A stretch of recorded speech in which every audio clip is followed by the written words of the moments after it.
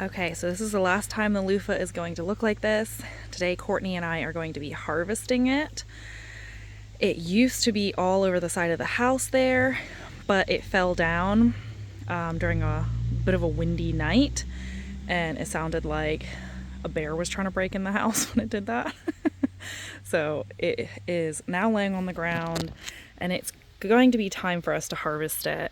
We're going to cut them down and lay them out, and hopefully they dry. We may try to harvest a couple of them green, but to our knowledge, they're a little bit more difficult to harvest when they're green like this. So we're hopefully going to be able to let them get brown. As you can see, it's more difficult to get into the garden while it's like this. And then I don't want to lose all of the fruit that's on the ground. I don't want bugs and such to come and eat them. So I'm going to try to get as much of it off as we can. As you can see, it's still putting on new fruit and new flowers, but it is about time to get this all down. I don't know whether we're going to take the vine down or not, but we're definitely going to harvest most of the fruit, especially the fruit that's fallen down on this side and on the other side of the house. So while we wait on Courtney, we're going to take a little stroll in the garden, and while we're in there, it is just incredible the beauty that is happening within this garden space. Even those little flowers, I mean, it's a weed, but the little purple flowers that are growing right there beside the hook of the garden is just so beautiful. The hook of the gate are just so pretty. And this garden bed is doing so amazing, and so is this one, which you guys are going to see a little bit more in detail later. But this color pink Cosmo, I grew it a couple years ago and haven't grown it again in a while, and it is just so strikingly beautiful, along with this plume mix. I know that it's called something else as well, but I know that the packet said plume mix, and so this pink Cosmo again is just so strikingly beautiful, and all of the bees and the butterflies and the pollinators are loving it so much, and it's just covered in these beautiful light pink flowers that just capture my heart. They are just so strikingly beautiful with that deep pink on the inside, and then this white one is on the other side of the bed, along with this crimson one that's going to be coming up next, with the backdrop of this beautiful green. Oh, cosmos are just so pretty. And cosmos are a flower that grow and bloom throughout the season. So these have been blooming since spring, and they just keep on putting on blooms, and just beautiful blooms.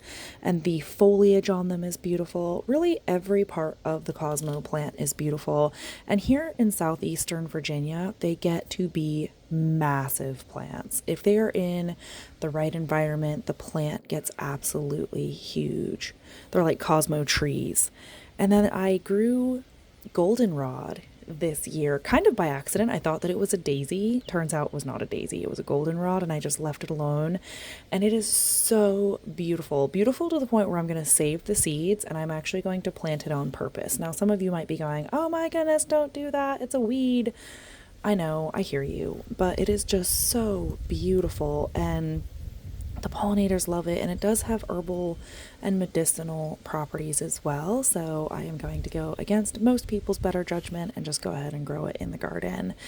Now, this is what the garden looks like before Courtney gets here and we start cleaning up a little bit and weeding the beds. But I wanted it before, how it is in all its glory and beauty and chaos and weeds, and then we clean it up a little bit. And I wanted to walk around this bed because it is just so beautiful. I wish you were here to walk around this bed with me, because video just does not do it justice, but I'm getting it as best I can. It's so tall and so big that it's hard to fit into the frame. And there are volunteer tomatoes going everywhere. And there's just so much happening within this bed. The bees and the butterflies are all buzzing around, and it's just so strikingly beautiful. and just such a testament to God's creation. And everywhere I looked was something striking and something just crying out for me to look at it and absorb it. And so you see how delicate the foliage of these cosmos are as well. Just, man, every part of this plant is just beautiful.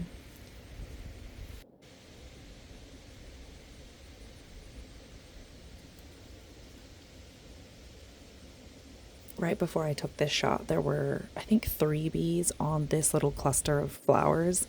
And as soon as I started videoing, they all flew away because they're camera shy, I guess. But it was really, really beautiful. Now, this next clip is the worms or caterpillars just decimating my broccoli. I think this is a broccoli. It's still doing okay, but it is so hard to keep up with these. I think I'm going to, I tried to offer it to the chickens and they were like, what? Ray Ray. No, which I was really surprised by. I don't know whether maybe they didn't see it. And then I have one chicken. She's my favorite chicken. Her name is Raven, or Ray Ray for short. And so I called her and I was like, man, maybe Ray Ray will eat it. And so she came over and she said, yeah, I'll give it a try. And then when she didn't eat it and didn't continue to go after it, I think maybe they're toxic to them or something. I don't know. So Cortney just arrived and we're going to start harvesting the loofahs off of some of the loofah vine, but Cortney is just standing there and taking in the awe of the garden, just like I had been doing right before she had gotten there. And I love that. I love that about her. I love that we share that and we share just the awe of God's creation and just how beautiful it is. And she was talking about how beautifully structured that back garden bed was. But here we start just clipping off the green loofahs that had fallen on the ground and just piling them up. And I believe there was a wasp nest in these vines somewhere because they kept kind of threatening us a little bit. They never stung us. They were just saying like, hey, we live here. Can you not? And I said, I'm sorry. I grew this loofah. I need to take this down. It cannot just be laying on the ground like this. So I don't know. Hopefully they went somewhere else. But we're just carefully taking the green loofahs out of this vine and piling them up. It was so awesome, Cortney. It was so cute and awesome that Cortney, when we were done doing this whole process and, trimming it up, Cortney stepped back and she said, there you go. Now you've got a bob. It was so awesome. It made both of us chuckle so much because, we cut her hair and we were talking to her the whole time and being like, hey, we're just giving you a trim. So it was awesome. It was really fun to be able to do this with Cortney. And she's grown loofahs before. This is my first year growing loofah. And so she's grown them before, and she did a little bit of research to see if we had to let them get brown on the vine or if we could actually take them off and harvest them green. And we can. It's just a little bit harder to peel the skin off, but they still can be harvested green. I will get some... We're chatting it up, just chatting about so many random things, deep and not, chuckle and serious. But that is the beautiful thing about Cortney and my friendship, is that we can talk about pretty much anything and have an amazing time together. Okay, back to the loofahs. We're going to lay them out. I think I'm going to lay them out. I'm going to let them dry a little bit. I'm going to do a little bit of a test on what it is like to peel them as of right now with just being completely green, or if we let them sit for a week or so to maybe get brown on the tarp. And then I do have a couple ones that are still, that were brown when we harvested them. So those will be an experiment. And then we have quite a few that are still on this vine. We didn't cut it back all the way. We didn't kill the vine. The vine is still very much alive. We just trimmed off the parts that had fallen onto the ground and also the parts that were in front of the walking space on the arbor, because it was getting quite annoying to have to walk through it, as well as the spiders were just making it not pleasant to enter through the garden gate. So we just trimmed her up a little bit, gave her, as Cortney says, we gave her a bob. So now we're just transferring all of the ones that we harvested onto this tarp.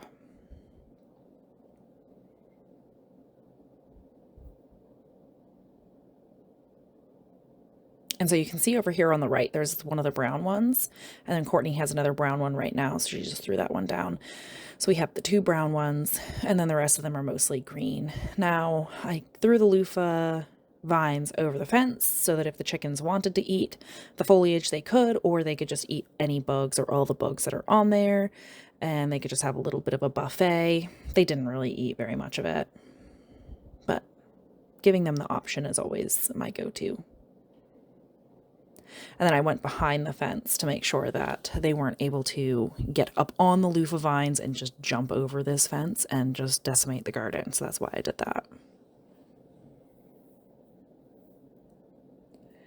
So then moving on to weeding the seedling bed, which it was so nice to have Courtney here to help me.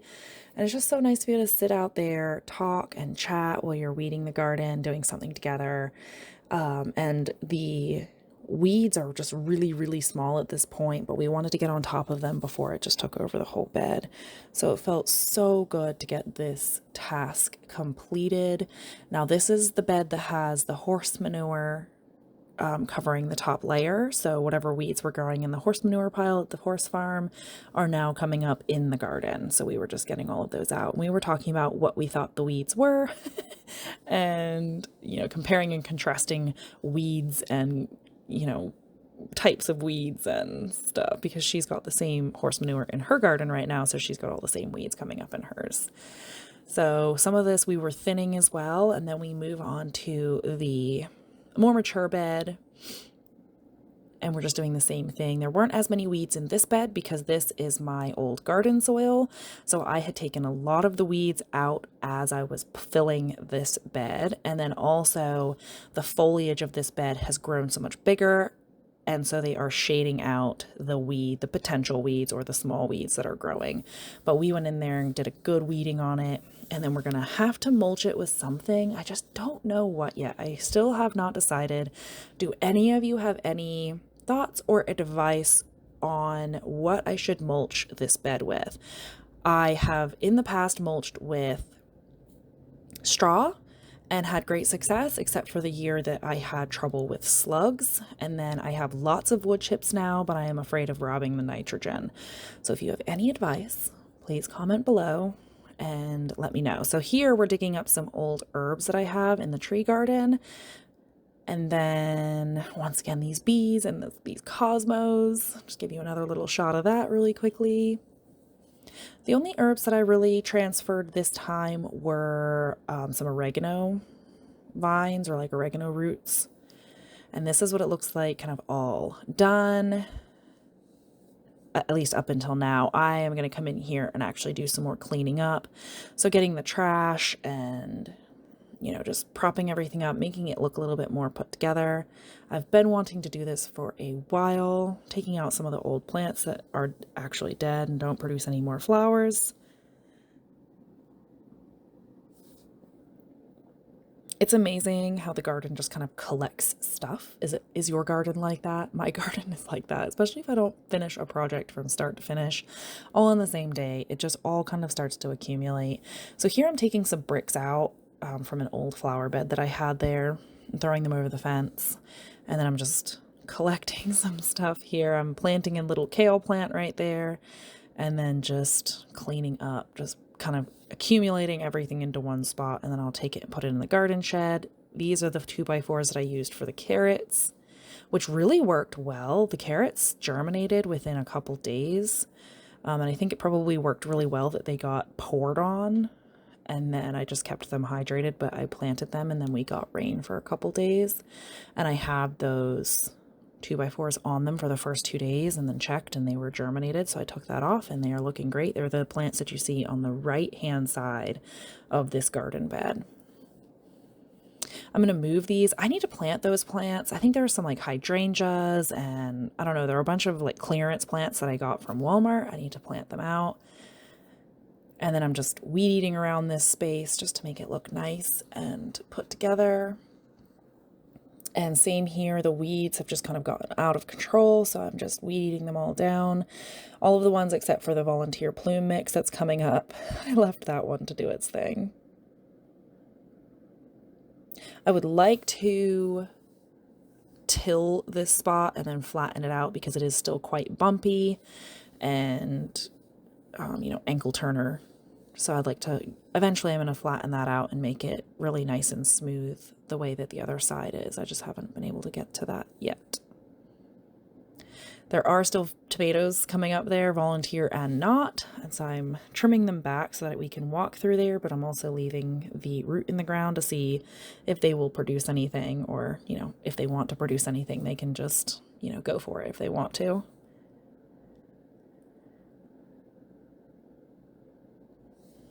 Just once again, just cleaning up all of the weeds and the grass that has been growing up. And then this is from when I clipped all of the zinnias back, so I'm just picking those up and putting them all in my soon-to-be compost pile. I think I'm going to build a nice little compost bin out of some pallets right there against my shed.